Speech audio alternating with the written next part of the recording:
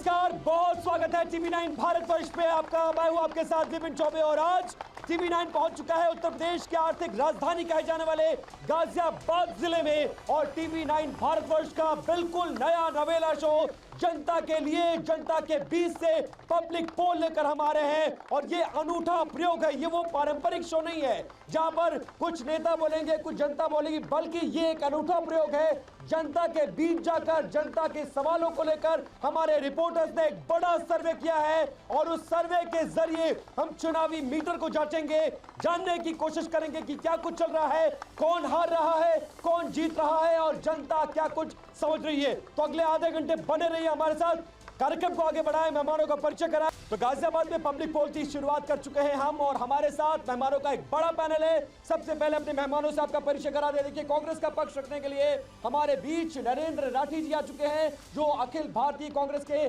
सदस्य हैं। इसके अलावा सरदार एसपी सिंह, पूर्व सदस्य अल्पसंख्यक आयोग, जो कि बीजेपी का पक्ष रखेंगे। इसके साथ ही समाजवादी पार्टी ने भेजा है अपने प्रोफेसर भवन भास्कर जोशी, जो कि राष्ट्रीय प्रवक्ता है, और आम आदमी पार्टी जो आज के दिन में सबसे ज्यादा चर्चा में है, उसका पक्ष रखेंगी तरुणिमा श्रीवास्तव। अपने मेहमानों से बात करें, लेकिन हमारे संवाददाताओं ने पब्लिक के बीच में जाकर जो पोल किया है वो क्या कुछ कहता है। गाजियाबाद में सबसे ज्यादा वोट जनता किसको देने जा रही है वो जानने का वक्त आ चुका है। देखिए, सबसे ज्यादा वोटर किसे वोट करेंगे, तो जो पोल हुआ है वो ये कहता है कि 68% लोग बीजेपी को वोट करने जा रहे हैं। इसके अलावा 25% लोग कांग्रेस को वोट कर रहे हैं और साथ ही साथ 7% लोग समाजवादी पार्टी से हटकर अब बीएसपी को भी वोट कर रहे हैं और कुछ परसेंट, महज 3 से 5% लोग ऐसे हैं जो आम आदमी पार्टी को देखना चाहते हैं।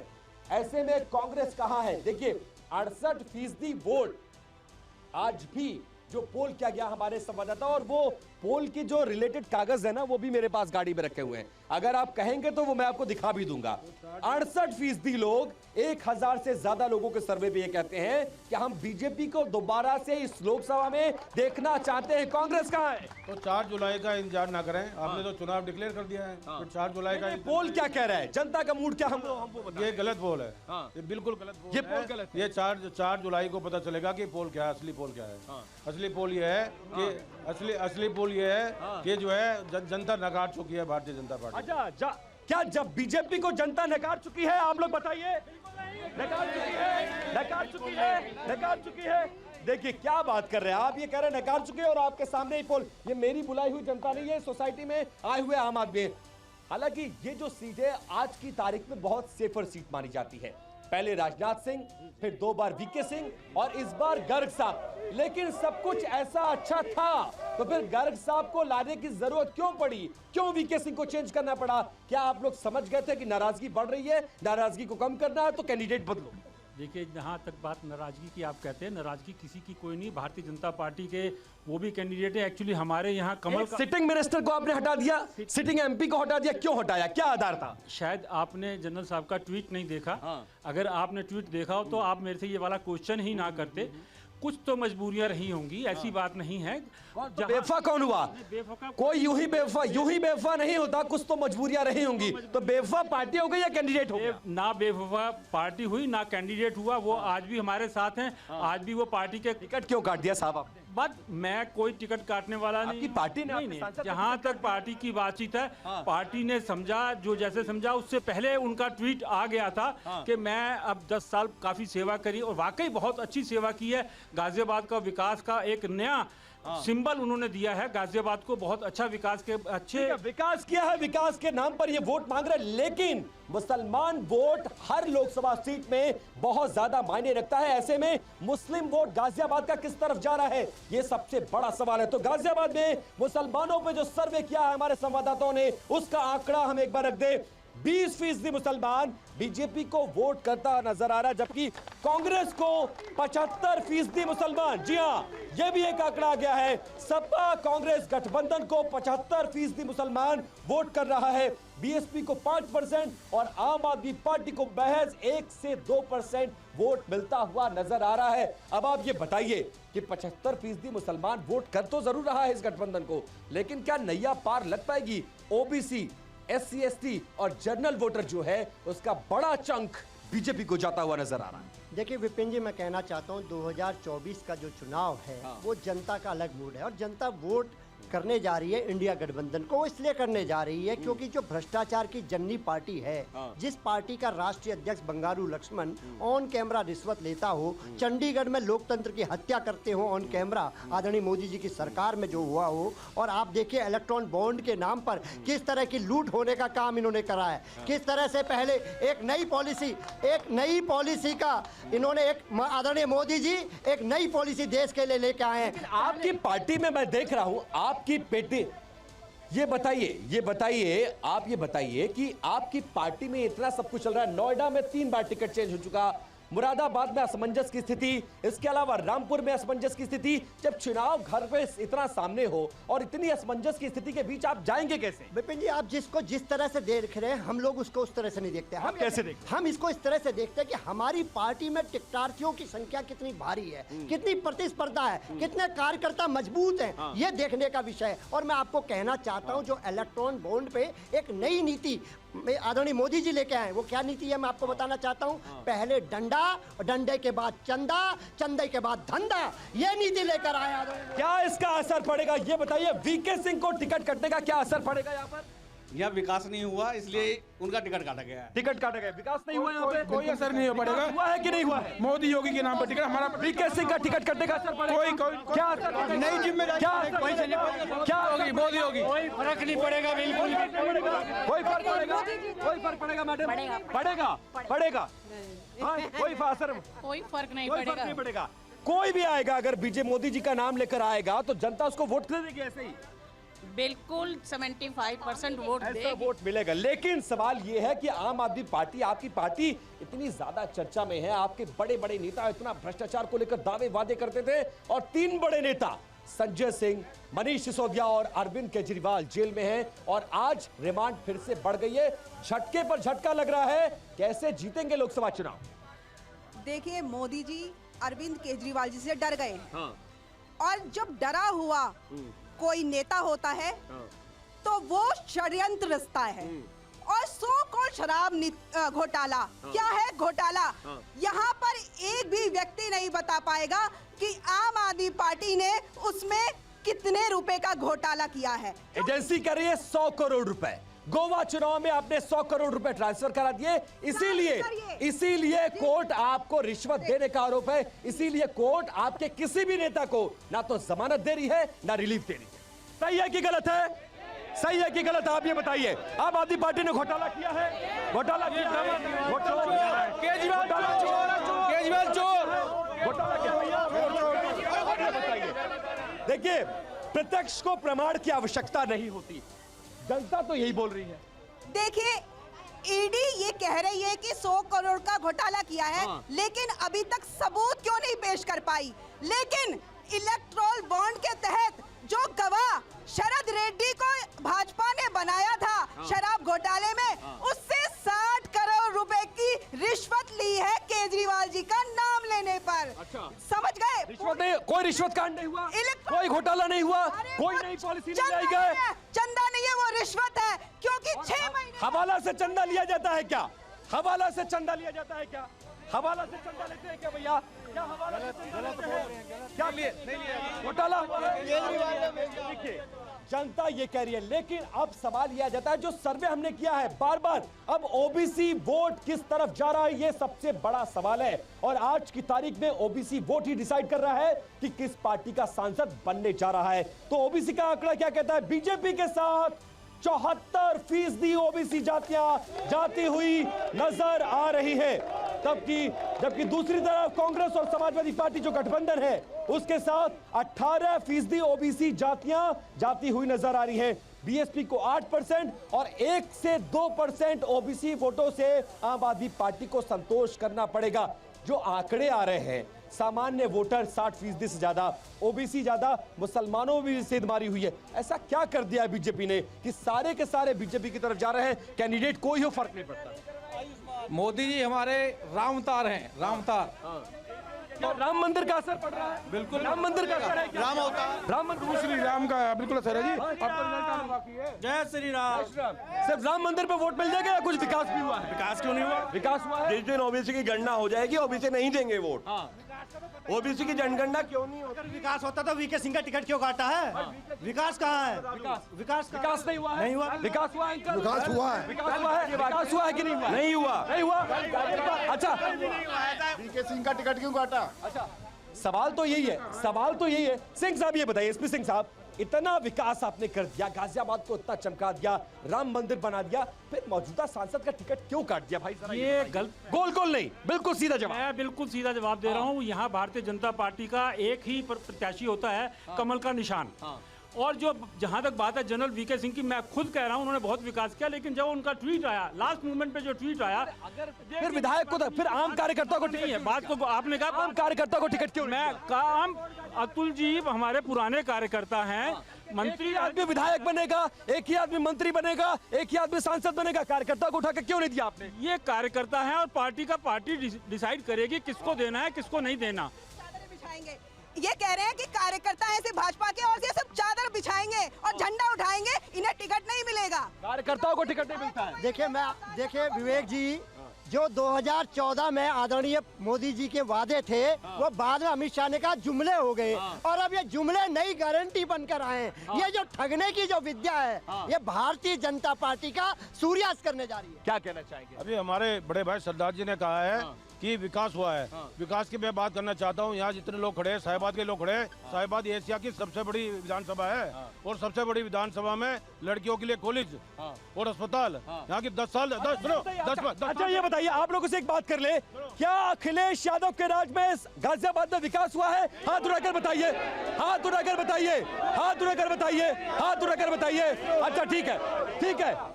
क्या क्या क्या क्या योगी और मोदी के राज में विकास हुआ है? योगी के और मोदी के राज में कुछ नहीं हुआ, नहीं विकास हुआ। योगी जी और मोदी जी के राज में विकास हुआ। विकास हुआ था गुंडागर्दी का। किसके राज में? गुंडा अखिलेश के राज में। समाजवादी पार्टी, थोड़ा ध्यान से सुनेगा। अच्छा समाजवादी पार्टी के राज में क्या हुआ? जिला गाजियाबाद मशहूर हो गया था गुंडागर्दी में। राज में टोटी चोर हमारी टोटी चोरी हो गई। टोटी चोरी हो गई। किसने चोरी कर लिया? अखिलेश यादव। अरे भैया ये बताइए, आप कैसे चुनाव लड़ेंगे? आपके सामने जनता कह रही है, कोई टोटी चोर कह रहा है, कोई गुंडा राज कर रहा है, कोई माफिया राज कर रहा है, और आज की तारीख में कह रहा है सब कुछ ऑल इज वेल। ये गाजियाबाद में एलिवेटर रोड किसने दी बताया? साथी अखिलेश यादव ने दी। ये बताइए यहाँ पर मेट्रो किसने दी? ये बताइए। मेट्रो लाने वाले केवल माननीय अखिलेश यादव थे। इसको मुख्य धारा में इस देश को लाने वाले केवल अखिलेश। बात से सहमत नहीं है। विकास अखिलेश जी ने किया या योगी जी ने किया? अखिलेश जी ने तो दिखाया, योगी जी और मोदी जी ने असली विकास किया गाजियाबाद का। निकल सकते योगी जी के राज में इतना विकास है, आप अपना मोबाइल लेकर रोड पर नहीं निकल सकते। Elevated road. VK Singh ji इतने वो थे तो उनका लाभ 2014 में घर भरे थे। विकास आपका मोदी जी, मोदी सर, मोदी के नाम पर। और कुछ नहीं, और कुछ नहीं। No Mayawati, no Akhilesh, no Ahmad. Modi क्यों मोदी भाई? क्यों? अच्छा ये बताइए, ठीक है। अच्छा ये लोग तो पॉलिटिकल, आप लोग तो महिलाएं घर में रहती हैं। अच्छा ये बताइए, महिलाओं के लिए गाजियाबाद में समाजवादी पार्टी और बीजेपी में क्या बदला? कौन बढ़िया है? मोदी बीजेपी। मोदी ने हमेशा हर एक के लिए सोचा है। अच्छा महिलाओं के लिए कुछ किया मैडम? महंगाई नहीं कम हुई। आज हम लोग सेफली 10-11 बजे तक भी घर से बाहर निकल के आ सकते हैं, केवल मोदी के ही राज में। Yes। और जब समाजवादी पार्टी का शासन आ सकते थे सर। समाजवादी पार्टी वो पार्टी है जो रेप होने के बाद ये कहती है लड़कों से गलतियां हो जाती हैं, लड़कों से गलतियां हो जाती हैं। उनके जो सबसे बड़े नेता उन्होंने ये कहा था, मुलायम सिंह यादव ने, तो हम उस पार्टी पे कैसे भरोसा कर सकते हैं? अच्छा एक सवाल मैं आप लोगों से पूछ रहा हूँ। अच्छा एक सवाल मेरी बात सुन लीजिएगा। एक सवाल, उसके बाद मेरे साथ SC/ST का आंकड़ा आ चुका है, वो आपके ये बताइए, गुंडा राज किसकी पार्टी में ज्यादा है? अखिलेश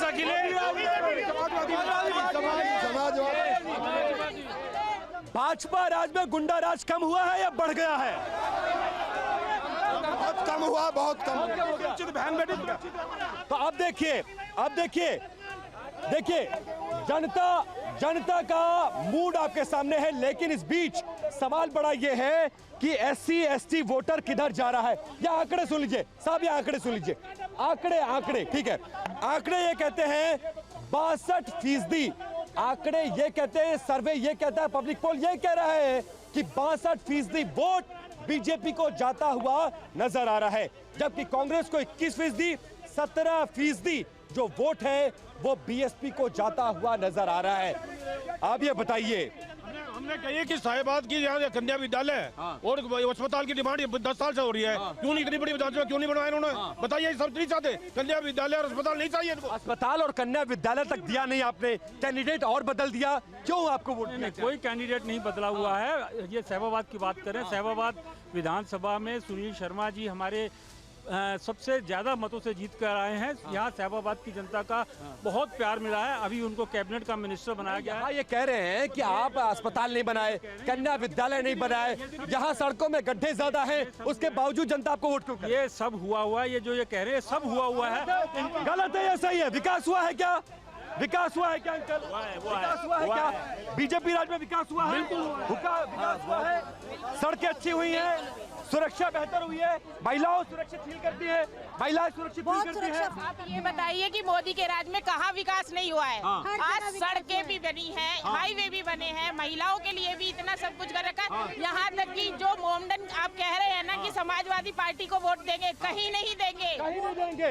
ये बताइए, जो शासन था 5 साल का, वो भी आपके सामने महिलाएं ये कह रही हैं कि 7 बजे के बाद निकलने में इसी गाजियाबाद की कॉलोनी में डर लगता था। अब आप पूछिए, आपके सामने बोल रहे हैं, ये मेरे वाक्य नहीं है, मैं सिर्फ उनकी बात को आगे बढ़ा रहा हूं। आपको वोट क्यों दिया जाए जब आपके शासनकाल में गुंडागर्दी इतनी ज्यादा थी, मुजफ्फरनगर में दंगे हुए, उसके बावजूद क्यों चुने आप? पहली बात तो आपने कहा विपिन जी, मुजफ्फरनगर में दंगे हुए। मुजफ्फरनगर में दंगे हुए तो MLA कौन था? भारतीय जनता पार्टी का। उसकी सदस्यता गई सर्वोच्च न्यायालय से, गई कि नहीं गई? उसकी पत्नी जनता की अदालत में गई, जनता ने उसको बाहर करने का काम करा। और मैं पूछना चाहता हूं अपनी जो मातृशक्ति बहनों से, मणिपुर में जो बेटियां नग्न घुमाई गई, किसके राज? अरे ये बताइए, गुंडाराज गाजियाबाद में गुंडाराज कैसे कम होगा? ये बताइए। मैं आपको बताना, आपकी पार्टी में गुंडाराज था कि नहीं? केवल विकास पुरुष अखिलेश यादव ने एलिवेटर रोड देने का काम करा। आपने कैंडिडेट क्यों नहीं दिया?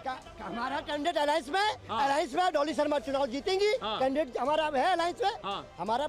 लेकिन आप लड़ाई में तो आप बहुत मजबूती से अपना पक्ष जरूर रख रही हैं, लेकिन यहाँ कोई आदमी मुझे इतनी भीड़ में नजर नहीं आ रहा है जो ये कहता हो कि अरविंद केजरीवाल के साथ गलत हुआ, या हम अगले सांसद के रूप में आम आदमी पार्टी का सांसद देखना चाहते हैं। देखिए विपिन जी, पहले तो हम इंडिया अलायंस के साथी हैं और यहाँ से कांग्रेस को टिकट दिया गया है, तो हम उनके समर्थन में हैं। और सबसे मेन बात मैं सभी लोगों से कहूंगी, जो काम दिल्ली में अरविंद केजरीवाल जी ने किया है, शिक्षा को लेके, स्वास्थ्य को लेके, सुरक्षा को लेके, महिलाओं के लिए जो कार्य किए हैं, वो आज तक क्या गाजियाबाद में भारतीय जनता पार्टी ने किया है? नहीं किया है। सुरक्षा की बात आप करती हैं, सुरक्षा पर आपका जवाब लेंगे, लेकिन हमारे पास एक और आंकड़ा आ रहा है, समान वोटर किस तरफ जा रहा है, और गाजियाबाद में समान जातियां बहुत ज्यादा हैं। वो आंकड़ा आने से पहले शोर जो है वो ये बता रहा है कि आंकड़ा किस तरफ इशारा करता है, लेकिन फिर भी मैं इस आंकड़े को पढ़ लेता हूं। बीजेपी को 77% समान वोट जाता हुआ नजर आ रहा है। इसके अलावा 20% समान जो है वो कांग्रेस को वोट करता हुआ नजर आ रहा है। 3% जा रहा है बीएसपी के साथ, और 1% के आसपास आम आदमी पार्टी। महंगाई बेरोजगारी की भी बात कर लो। महंगाई कितनी बढ़ी है 10 साल में, बेरोजगारी कितनी बढ़ी है उसकी भी बात कर लीजिए। बात कर ले, जनता से पूछ ले, आपके सामने पूछ ले। ये बताइए, महंगाई बढ़ी है कि नहीं बढ़ी है? महंगाई है, महंगाई बढ़ गई। परेशान आप महंगाई से, बेरोजगारी से परेशान है, महंगाई से परेशान। सुनो एक मिनट, ये पन्नू कहाँ है आज? पन्नू क्या कह रहा? पूछो इससे। आप पार्टी से पूछो पन्नू कहाँ है, क्या कह रहा पन्नू? पूछो दे, वो ले रही पन्नू, वो ले रही। अच्छा, पूछो इनसे पन्नू कहाँ क्या कर रहा? पन्नू का क्या? मैं तो ये पूछ रहा हूँ। अच्छा, मैं तो ये पूछ रहा हूँ। अच्छा, मेरी सुन लीजिए। महंगाई है कि नहीं है? महंगाई है कि नहीं है? मैं भी तो बताऊंगा महंगाई है कि नहीं है? नहीं है। मैं सुनिए 400 का 1200 का हो गया। 70 लाख का सांसदीय चुनाव लड़ने वाला 95 लाख में हो गया। एक कमेटी ने बताया है कि मुद्रास्फीति दर बढ़ गई 30% तो चुनाव आयोग ने। बेरोजगारी कितना बड़ा मुद्दा है? बिल्कुल भी कुछ भी मुद्दा कोई मुद्दा नहीं है। किस पर? आप तो युवा हैं। बेरोजगारी युवाओं के लिए मुद्दा है कि नहीं है? बेरोजगारी कोई मुद्दा नहीं है, क्योंकि जो मोदी सरकार ने काम किया है, बेरोजगारों में 82% युवाओं का हिस्सेदारी है। कल का आंकड़ा है। रोजगार दिया है मोदी सरकार। मिला है? रोजगार मिला है कि नहीं, ये बताइए। रोजगार मिला है? लोगों को रोजगार मिला है कि नहीं मिला है? मिला है। रोजगार मिला है। महंगाई बढ़ी है या घटी है? बड़ी है। तो जनता वोट किसको दे रही है? मोदी को। किसको वोट? वोट किसको? वोट मोदी को।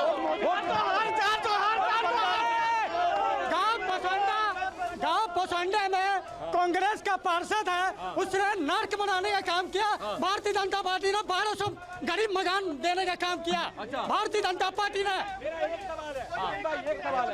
किसी को भी आज तक ऐसा कोई मकान नहीं मिला। ये सोच रहे कि बात मोदी देश के लिए मोदी। तो हम अब शो के आखिरी पड़ाव में पहुंच चुके हैं और पब्लिक पोल में पब्लिक क्या कह रही है ये दिखाया, लेकिन जनता क्या कुछ बोल रही है वो आपको सीधे दिखाते हैं। अपने नेताओं से कैसे लोग बात करते हैं और क्या जनता चाहती है, ये जनता बोले हुए देखिए आगे।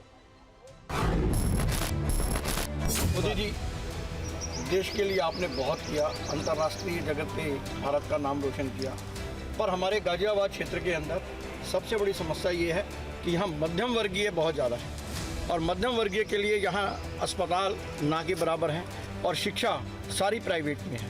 तो रोज़ यही रहेगा कि इस टर्म में आप शिक्षा पे थोड़ा नियंत्रण करें और कम से कम एक बड़ा हॉस्पिटल इस क्षेत्र के लोगों के लिए ज़रूर करें ताकि स्वास्थ्य के मामले में जो यहाँ कमी है वो पूरी हो सके। आदरणीय मोदी जी ने अभी तक के जो वायदे हैं वो पूरे किए हैं, निभाए हैं, लेकिन ये दिल मांगे मोर, मुझे इनसे ये आश्वासन चाहिए कि पीओके हमें मिलेगा, क्योंकि अब हमारे लिए ये बहुत ही महत्वपूर्ण है कि पीओके हमें निश्चित रूप से चाहिए। और अगर हमें पीओके मिलता है तो मैं भी हूँ मोदी का परिवार और अब की बार 400 पार। हाँ जी, श्रीमान केजरीवाल जी, हम आपसे ये कहना चाहते हैं कि आप दिल्ली के लिए भी कुछ काम करेंगे या केवल अपनी गद्दी के लिए काम करते रहेंगे? बच्चों की दवा दारू पे ध्यान नहीं दे रहे हैं, जो दवा आ रही है वो बच्चों को मिल नहीं रही है, अभी आपके ऊपर घोटाले लग रहे हैं, जेल में आप बैठे हैं। आपको तो इस्तीफ़ा देना चाहिए जब आप इतने बड़े अपराध में जेल चले गए हैं। आप इस्तीफ़ा देना नहीं चाहते, किसी को काम करना नहीं चाहते, कोई सड़क बनाना नहीं चाहते, केवल अपनी गद्दी की चिंता है और वोट की चिंता है। इससे क्या देश चलेगा या राज्य चलेगा आपका दिल्ली? अगली बार को इतनी सीट भी नहीं मिलेंगी जितनी आपको पहले अभी मिली हुई हैं। राहुल जी, मैं तो बहुत बड़ी आपकी फ़ैन हूँ। बस मैं ये कहना चाहती हूँ कि अब आप अगर अपना चेहरा आगे पीएम का लाना चाहते हैं तो आप एक तरह से हमारे देश में तरक्की और कोई विवाद ना हो, कोई फसाद ना हो, सिर्फ हम आपको तरक्की में देखना चाहते हैं। और आपसे मैं यही उम्मीद करती हूँ कि अगर आप पीएम बनते हैं तो देश के हित में कुछ करेंगे, ना कि देश के विरोध में कोई कुछ कहे। मेरा प्रश्न राहुल गांधी जी से है। इन्हें बहुत दिन पहले भी की थी यात्रा और अब दोबारा से इन्होंने न्याय यात्रा शुरू की है, लेकिन उस यात्रा का मकसद क्या था मैं अब तक नहीं समझ पाया हूँ।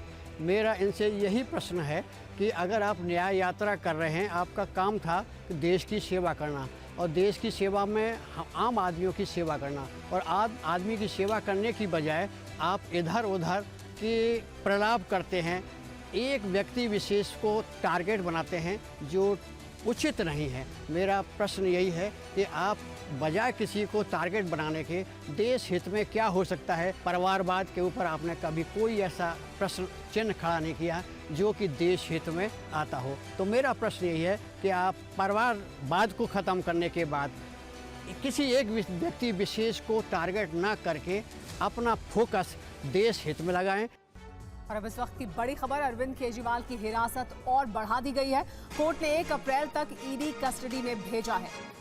तो अब अरविंद केजरीवाल की हिरासत और बढ़ाई गई, 1 अप्रैल तक उन्हें ईडी कस्टडी में भेज दिया गया है।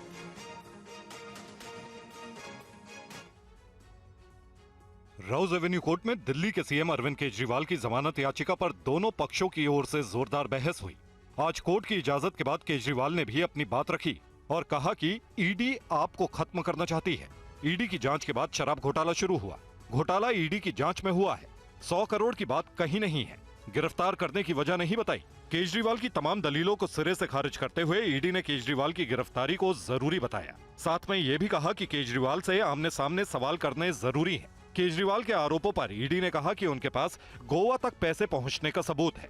ये पैसे हवाला रैकेट से गए और रिश्वत का पैसा गोवा चुनाव में इस्तेमाल किया गया। केजरीवाल ने बहस के दौरान राघव मगुंटा का भी जिक्र किया। राघव मगुंटा को आप सांसद संजय सिंह की गिरफ्तारी से ठीक पहले सरकारी गवाह बनाया गया था। मंगुंटा वाईएसआर कांग्रेस के सांसद श्री निवासुलु रेड्डी के बेटे हैं, जिसे कथित शराब घोटाले में मनी लॉन्ड्रिंग की जांच के लिए गिरफ्तार किया गया था। और ईडी का कोर्ट में अरविंद केजरीवाल पर आरोप। ईडी ने कहा हवाला के जरिए पैसा पहुंचा। गोवा चुनाव के लिए इन पैसों का इस्तेमाल किया गया। सीएम की गिरफ्तारी के लिए कोई अलग नियम नहीं है। सीएम के पास भी आम आदमी जैसे ही अधिकार है।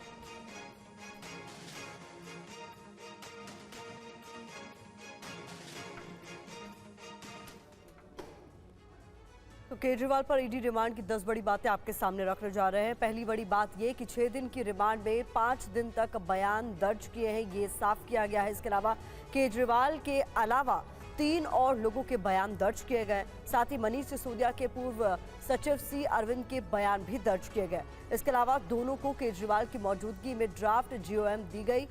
गोवा में आम आदमी पार्टी कैंडिडेट से भी पूछताछ हुई। इसके अलावा गिरफ्तारी के वक्त केजरीवाल की पत्नी के जब्त फोन की जांच की गई। साथ ही साथ केजरीवाल के 4 डिजिटल डिवाइस भी मिले।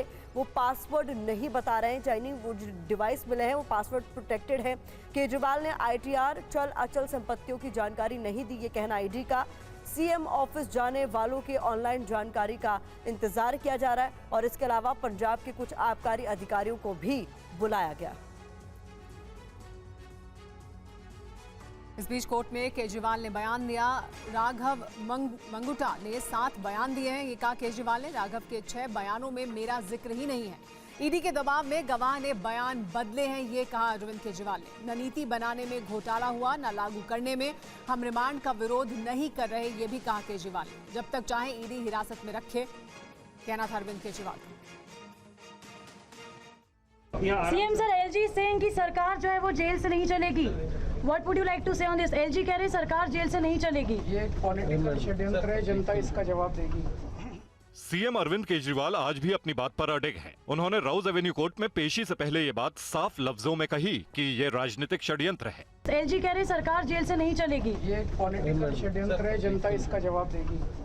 इससे पहले हाईकोर्ट में दिल्ली के मुख्यमंत्री अरविंद केजरीवाल को सीएम पद से हटाने की याचिका हाईकोर्ट में खारिज कर दी गई। दिल्ली हाईकोर्ट का कहना है कि ये राजनीतिक मामला है जो न्यायपालिका के दायरे में नहीं आता, इसलिए इसमें न्यायिक दखल की जरूरत नहीं है। हाईकोर्ट ने कहा कि ये मामला कार्यपालिका के अधिकार क्षेत्र में है, हम इसकी न्यायिक समीक्षा नहीं कर सकते। अदालत ने पूछा कि क्या कोई कानूनी बाध्यता है जिसके तहत केजरीवाल को हिरासत में आने के बाद हटाया जाना जरूरी है। इस पर याचिकाकर्ता ने कहा कि ऐसी स्थिति में राष्ट्रपति या उपराज्यपाल को विचार कर दखल देना चाहिए। कोर्ट ने कहा कि ये सब कार्यपालिका के अधिकार क्षेत्र में है, न्यायपालिका के दायरे में नहीं। हम इसकी न्यायिक समीक्षा नहीं कर सकते, ये राजनीतिक मामला है। और बीजेपी सांसद मनोज तिवारी ने TV9 भारतवर्ष से बातचीत में कहा है कि सीएम अरविंद केजरीवाल भ्रष्टाचार करने वाले बन ही गए हैं, अब मानसिक रूप से दिवालिया भी हो गए। जिस तरह से अरविंद केजरीवाल ने बयान दिया है कि ये एक राजनीतिक षड्यंत्र है, जनता जवाब देगी। देखिए, एक तो वो कोई बयान नहीं है, मैं भी देख रहा था। जेल में जाता हुआ व्यक्ति, कोर्ट में जाता हुआ व्यक्ति, उससे कुछ ने पूछा, कुछ निकल गया मुंह से। वो अभी भ्रष्टाचारी व्यक्ति जब फंस जाता है ना, तो समझ में नहीं आता है क्या बोलना है। अब वो कहते हैं राजनीतिक द्वेष है। राजनीतिक द्वेष किसको बोलना चाहते हैं? जिस कोर्ट ने कहा है आपको कि नहीं, आपकी गिरफ्तारी पर रोक नहीं लग सकती, आपके प्रूफ आपके अगेंस्ट हैं, आप पूरी तरह से दोषी दिख रहे हैं, तो अब वो जज साहब राजनीतिक हैं क्या? मनीष सिसोदिया, संजय सिंह या सत्येंद्र जैन, जिनको कोर्ट बेल नहीं दे रही है, वो लोग राजनीतिक साजिश कर रहे हैं क्या? तो ये भ्रष्टाचारी तो हैं ही अरविंद केजरीवाल। अब वो मानसिक दिवालियापन दिखा रहे हैं। मैं समझता हूँ बहुत जल्दी संवैधानिक संकट जो आया है, इससे निकालना होगा और संविधान विशेषज्ञों को बैठना होगा। आज जब अरविंद केजरीवाल को कोर्ट में पेश किया गया तो सुनीता केजरीवाल भी वहां मौजूद थी। इस दौरान उनकी ओर से बयान दिया गया है कि केजरीवाल को परेशान किया जा रहा है, तानाशाही नहीं चलेगी, केजरीवाल का स्वास्थ्य ठीक नहीं है। ये तमाम बातें उनकी पत्नी सुनीता केजरीवाल ने कही।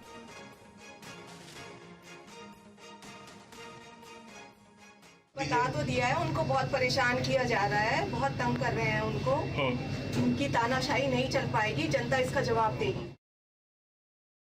बता तो दिया है, उनको बहुत परेशान किया जा रहा है, बहुत तंग कर रहे हैं उनको। उनकी तानाशाही नहीं चल पाएगी, जनता इसका जवाब देगी।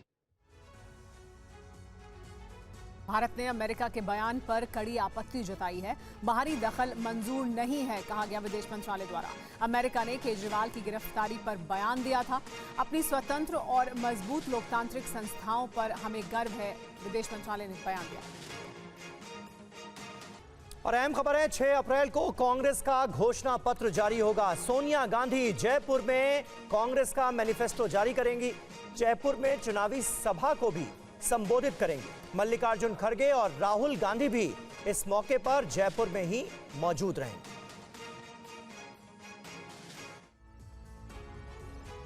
कांग्रेस जयपुर में 6 अप्रैल को अपना घोषणा पत्र जारी करेगी। इस मौके पर कांग्रेस अध्यक्ष मल्लिकार्जुन खड़गे, राहुल गांधी समेत कई बड़े नेता मौजूद रहेंगे। घोषणा पत्र जारी करने के बाद सोनिया गांधी एक चुनावी जनसभा को भी संबोधित करेंगी। गौरतलब है कि सोनिया गांधी राजस्थान से ही सांसद हैं। इससे पहले चुनाव समिति की एक बैठक हुई जिसमें प्रदेश प्रभारी सुखजिंदर सिंह रंधावा, गोविंद डोटासरा के अलावा पूर्व सीएम अशोक गहलोत समेत कई नेता शामिल हुए। आपको बता दें कि पार्टी 25 गारंटियों के साथ 5 न्याय, भागीदारी न्याय, किसान न्याय, नारी न्याय, श्रमिक न्याय और युवा न्याय के मुद्दे पर चुनाव लड़ने की बात कही है। घोषणा कांग्रेस अध्यक्ष खड़गे और पूर्व अध्यक्ष राहुल गांधी पहले ही कर चुके हैं। घोषणा पत्र इन पर ही आधारित होगा।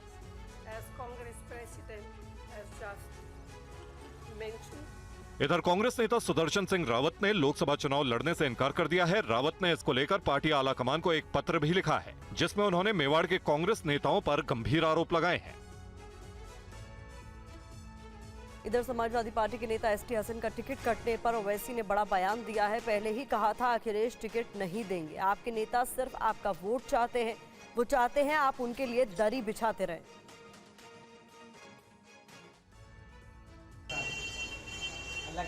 मुरादाबाद से एसटी हसन को पार्टी से निराशा हाथ लगी। उन्होंने पार्टी आला कमान अखिलेश यादव के फैसले को स्वीकार करते हुए उम्मीदवारी छोड़ दी। समाजवादी पार्टी ने मुरादाबाद से डॉक्टर एसटी हसन का टिकट काटकर रुचि वीरा को प्रत्याशी बनाया है। इस पर एआईएमआईएम प्रमुख असदुद्दीन ओवैसी ने कहा है, डॉक्टर साहब, मैंने कहा था कि आपके नेता अखिलेश यादव आपको बी फॉर्म नहीं देंगे, लेकिन आपने मुझ पर विश्वास नहीं किया। जब हमारी ये चर्चा हुई तो इम्तियाज जलील भी मौजूद थे। आपका नेता केवल आपका वोट चाहता है और आपको केवल दरी बिछाना, भैया पर जवानी कुर्बान करना है। ये अल्पसंख्यकों के राजनीतिक प्रतिनिधित्व को खत्म करने की कोशिश करने की योजना है, लेकिन इंशाअल्लाह हम ऐसा नहीं होने देंगे। समाजवादी पार्टी का मैं कार्यकर्ता हूँ, कार्यकर्ता रहा। मजबूरी सिर्फ यह है कि मैं मुरादाबाद में चुनाव प्रचार नहीं कर सकता। बाकी जहाँ भी पार्टी चाहेगी मैं वहाँ पे प्रचार करूँगा। एसपी ने गौतम बुद्ध नगर में एक बार फिर उम्मीदवार बदला। राहुल अवाना की जगह फिर महेंद्र नागर को टिकट दिया गया।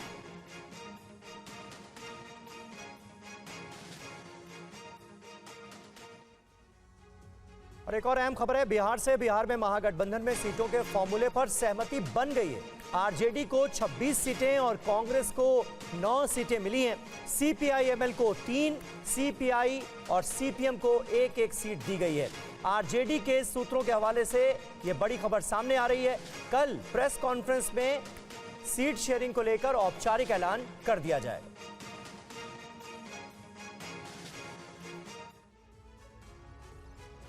बिहार की पूर्णिया सीट महागठबंधन के लिए काफी पेचीदा बन गई है। आरजेडी की तरफ से बीमा भारती ने इस सीट पर अपना दावा ठोक दिया।